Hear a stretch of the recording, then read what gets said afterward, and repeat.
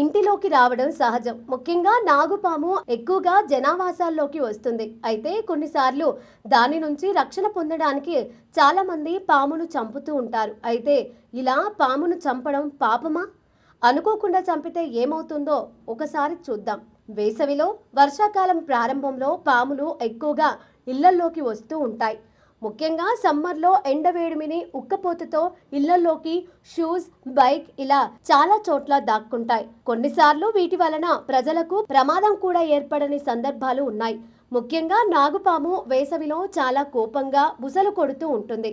కాటు వేయడానికి ఆలోచించదు. అందుకే చాలా మంది ఇంటికి నాగుపాము వస్తే చాలు దానిని చంపేస్తూ ఉంటారు. అంతేకాకుండా కొందరు ఇంటిలోకి పాము రావడం వలన అనుకోకుండా చంపడం, లేదా ఏదైనా బండి మీద వెళ్ళినప్పుడు అడ్డుగా వచ్చి అది చనిపోవడం, ఇలా అనేక సంఘటనలు జరుగుతూ ఉంటాయి. ఈ ఘటనల వెనుక ఎన్నో నమ్మకాలు, అనుభవాలు, విశేషాలు జనాల్లో ఉన్నాయి. జ్యోతిష్య శాస్త్ర ప్రకారం పాములను చంపడం పాపమని కొందరి నమ్మిక.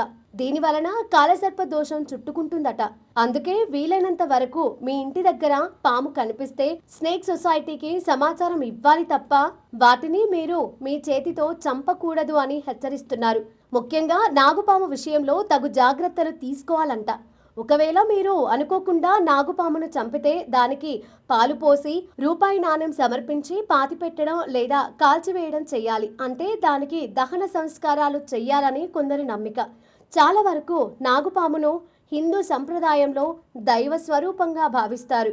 అయితే మీరు అనుకోకుండా నాగుపామును చంపినప్పుడు మీ జీవితంలో ఎలాంటి సమస్యలు ఎదురు కాకుండా జీవితం ఆనందంగా సాగిపోవాలి. అంటే మనిషి చనిపోతే ఏ విధంగా కార్యక్రమాలు చేస్తారో పాము చనిపోతే కూడా అలా చెయ్యాలి అని చెబుతున్నారు జ్యోతిష్య పండితులు.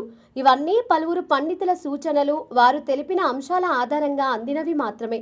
వీటిలో ఎలాంటి శాస్త్రీయ ఆధారాలు లేవు. ఏ నమ్మకమైనా భయాన్ని పోగొట్టడానికే.